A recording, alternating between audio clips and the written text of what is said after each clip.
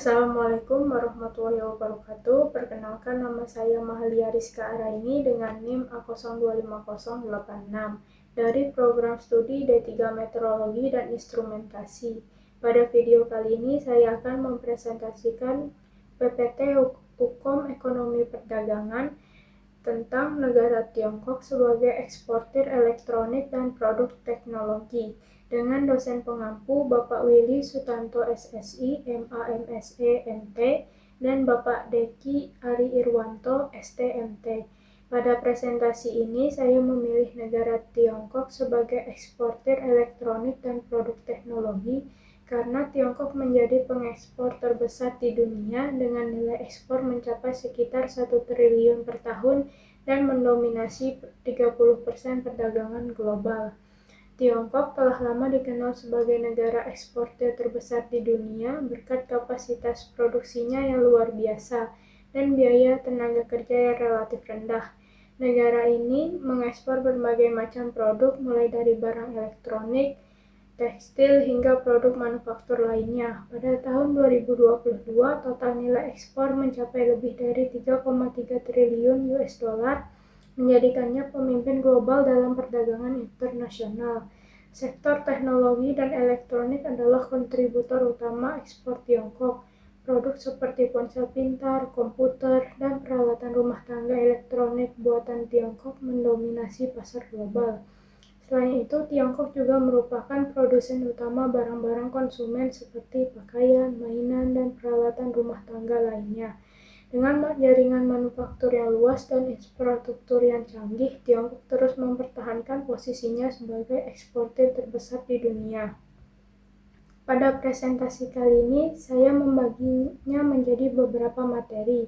Yang pertama ada konsep dasar ekonomi dan perhubungannya dengan perdagangan. Yang kedua ada konsep permintaan, penawaran, serta keseimbangan pasar. Yang ketiga ada keunggulan komparatif dan absolut. Yang keempat ada teori Heckscher-Ohlin dan teori perdagangan modern lainnya. Yang kelima ada jenis dan fungsi hambatan tarif dan non-tarif. Yang keenam ada dampak integrasi ekonomi regional terhadap perdagangan. Yang ketujuh ada peran WTO dan isu-isu perdagangan multilateral. Yang kedelapan ada isu dumping dan safeguard dalam perdagangan. Yang kesembilan ada hubungan antara perdagangan, lingkungan, dan pembangunan berkelanjutan. Yang kesepuluh ada mengidentifikasi isu perdagangan digital dan ekonomi berbasis data. Yang ke-11 ada peran meteorologi dan instrumentasi dalam memfasilitasi perdagangan yang adil. Pada konsep dasar ekonomi dan hubungannya dengan perdagangan, berdasarkan data perdagangan global yang saya dapatkan, Tiongkok menguasai sekitar 30% ekspor elektronik dunia dengan nilai sekitar 930 miliar US dollar pada tahun 2023 sampai 2024. Sementara sisanya berasal dari negara-negara lain. Angka dan peringkat ini menunjukkan bukti konkret bahwa Tiongkok berperan sebagai pusat produksi dan eksportir utama produk elektronik dan teknologi. Dan juga dari diagram di samping menunjukkan bahwa Tiongkok memilih untuk mengembangkan sektor elektronik dan produk teknologi dibanding sektor lainnya karena sumber daya ekonomi seperti tenaga kerja terampil, bahan baku, modal, dan teknologi jumlahnya terbatas sehingga tidak semua sektor dapat dikembangkan dengan maksimal. Oleh karena itu, Tiongkok memilih sektor elektronik yang memiliki permintaan global tinggi dan nilai tambah yang besar dengan menyumbang 927 miliar dolar Amerika Serikat dari total ekspor lebih dari 3,5 triliun dolar Amerika Serikat. Keputusan Tiongkok memilih ekspor pada sektor elektronik menimbulkan biaya oportunitas. Mereka mengorbankan potensi pengembangan pada sektor lainnya seperti tekstil, pertanian, industri, otomotif, dan lainnya. Selanjutnya ada konsep permintaan dan penawaran serta keseimbangan pasar. Pada grafik di samping menunjukkan bahwa permintaan dunia tetap tinggi meskipun harga rendah, sementara Tiongkok mampu memproduksi barang secara efisien dan dalam jumlah besar. Perpaduan ini menghasilkan keseimbangan pada kuantitas besar dengan harga rendah. Akibatnya Tiongkok memperoleh surplus ekspor yang besar dan mampu mengumpulkan devisa hingga 930 miliar US dollar yang kemudian digunakan untuk impor bahan baku dan menjaga kelangsungan industrinya. Selanjutnya, keunggulan komparatif dan absolut. Keunggulan absolut dari negara Tiongkok yaitu Tiongkok mampu memproduksi elektronik lebih cepat dengan jumlah yang besar dengan biaya total yang lebih rendah, yang didukung oleh infrastruktur manufaktur yang lengkap, teknologi produksi modern, dan kapasitas industri yang besar. Keunggulan komparatifnya yaitu dilihat dari biaya oportunitas. Tiongkok memiliki biaya relatif yang lebih rendah dalam memproduksi elektronik dan lebih efisien dibanding negara lain meskipun sama-sama bisa memproduksi. Selanjutnya ada teori Heckscher-Ohlin.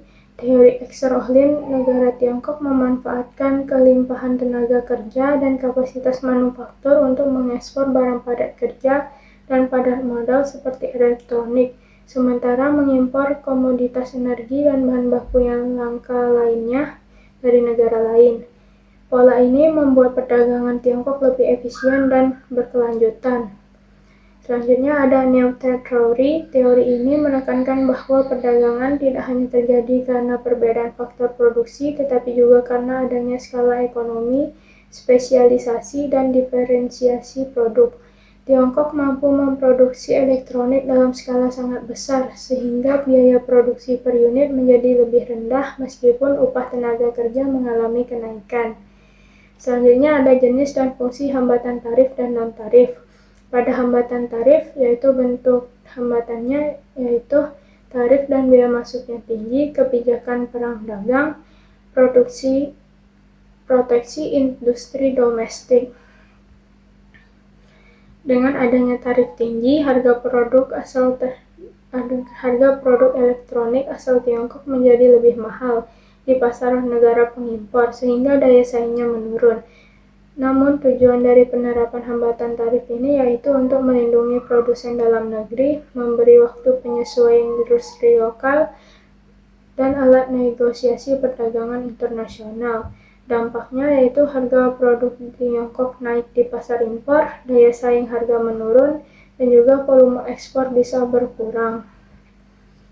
Selanjutnya, pada hambatan non-tarif, yaitu bentuk hambatannya sertifikasi keselamatan produk, standar lingkungan, kewajiban label, dan regulasi teknik. Tujuannya yaitu untuk melindungi konsumen, menjaga lingkungan, menjamin kualitas dan transparansi produk.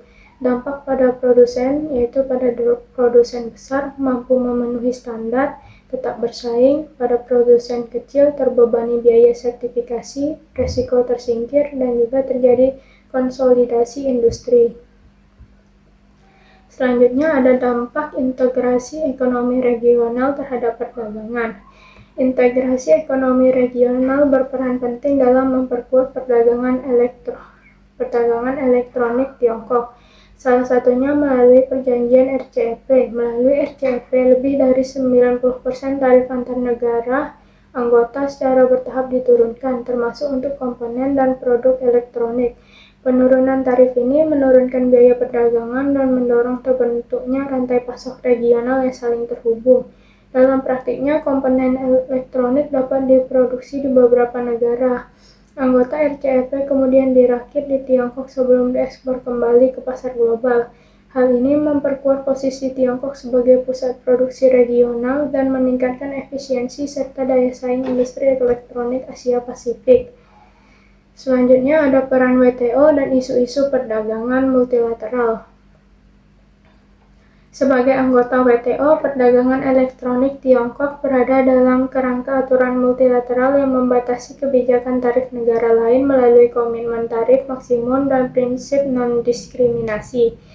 Prinsip ini mencegah negara mitra menaikkan tarif atau memperlakukan perlakuan berbeda secara sepihak terhadap produk teknologi Tiongkok. Salah satu aturan utama adalah komitmen tarif maksimum atau bond tarif.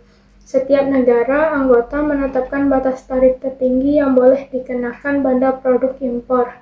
Artinya, negara mitra dagang tidak dapat menaikkan tarif melebihi batas yang telah disepakati, meskipun ingin melindungi industri domestiknya sendiri. Dalam kasus sengketa perdagangan seperti pengenaan tarif tinggi atau atas produk elektronik, Tiongkok dapat memanfaatkan mekanisme penyelesaian sengketa WTO untuk menilai apakah kebijakan tersebut melanggar aturan perdagangan internasional. Dengan demikian, WTO berperan sebagai wasit yang menjaga kepastian, keadilan, dan stabilitas perdagangan global. Selanjutnya, isu dumping dan safeguard dalam perdagangan. Isu dumping pada produk elektronik Tiongkok muncul karena harga jualnya yang sangat rendah dibandingkan produk lokal di negara pengimpor. Harga murah berasal dari skala produksi besar, efisiensi biaya, dan dukungan rantai pasok. Harga murah ini sering dianggap sebagai praktik tidak adil karena dapat menekankan dan merugikan industri domestik. Meskipun dalam banyak kasus hal tersebut disebabkan oleh efisiensi produksi dan skala industri yang besar, untuk mengatasi masalah ini, pemerintah negara pengimpor menerapkan biaya anti-dumping dan tindakan safeguard sebagai bentuk perlindungan sementara. Kebijakan ini bertujuan untuk memberi waktu bagi industri lokal untuk menyesuaikan diri dan meningkatkan daya saing. Isu safeguard-nya yaitu lonjakan impor elektronik Tiongkok dianggap mengancam produsen domestik. Pemerintah menerapkan tarif tambahan atau kuota impor sementara. Selanjutnya yaitu hubungan antara perdagangan, lingkungan, dan pembangunan berkelanjutan. Perdagangan elektronik berskala besar menimbulkan dampak lingkungan, yaitu limbah elektronik atau IWAS. Produksi dan konsumsi elektronik dalam skala besar menghasilkan limbah berbahaya seperti logam berat dan baterai yang sulit terurai, konsumsi energi dan bahan kimia. Industri elektronik membutuhkan energi tinggi serta penggunaan bahan kimia dalam proses produksi yang berpotensi mencemari lingkungan jika tidak dikelola dengan baik. Oleh karena itu, muncul IWAS dan sertifikasi hijau karena muncul tuntutan global agar produsen memenuhi standar ramah lingkungan seperti efisiensi energi, daur ulang, dan sertifikasi hijau untuk menjaga keberlanjutan perdagangan.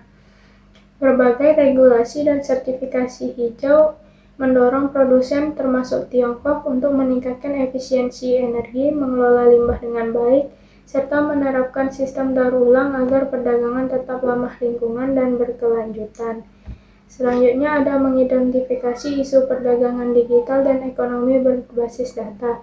Perdagangan digital mengubah cara Tiongkok mengekspor produk elektronik melalui e-commerce lintas batas, yaitu platform digital yang memungkinkan produk elektronik Tiongkok dijual secara langsung ke konsumen global tanpa perantara. Contohnya pada platform Alibaba dan Temu yang menghubungkan pabrik Tiongkok langsung ke pembeli Amerika Serikat atau Eropa tanpa distributor tengah, yang memotong biaya logistik sekitar 30-50% dan menghindari tarif gudang impor. Yang kedua ada logistik digital, sistem pelacakan, gudang pintar, dan manajemen pengiriman berbasis data yang mempercepat distribusi dan menekan biaya. Dukungan dari logistik digital membuat proses pengiriman lebih cepat, efisien, dan terukur. Yang ketiga ada data permintaan harga dinamis. Data transaksi digunakan untuk memprediksi tren, menyesuaikan produksi, dan menentukan harga secara real-time. Data sebagai keunggulan baru, keunggulan Tiongkok tidak hanya dari tenaga kerja murah, tetapi dari kemampuan mengolah data dalam skala besar untuk efisiensi dan inovasi. Dari analisis data real-time dari 700 juta user Alibaba, prediksi tren, misalnya lonjakan charger HP. Mereka menyesuaikan stok atau harga yang dinamis. Hal ini meningkatkan ekspor digital sekitar 20-30% per tahun. Dengan ekonomi berbasis data ini, perusahaan Tiongkok mampu merespon perubahan permintaan secara cepat, memprediksi tren, dan mempertahankan daya saing di pasar global. Selanjutnya ada peran metrologi dan instrumentasi dalam memfasilitasi perdagangan yang adil, yaitu dengan uji keamanan listrik seperti mengukur kebocoran arus, isolasi, dan mengukur risiko konsleting, menjamin produk aman digunakan konsumen. Lalu ada uji EMC, Electromagnetic Compatibility, yaitu mengukur emisi gelombang elektromagnetik, memastikan produk tidak mengganggu perangkat lain.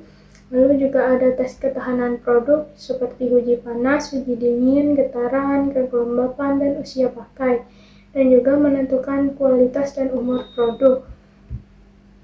Sekian presentasi saya tentang negara Tiongkok sebagai eksportir elektronik dan produk teknologi pada Hukum Ekonomi Perdagangan ini. Sekian yang dapat saya sampaikan. Terima kasih. Wassalamualaikum warahmatullahi wabarakatuh.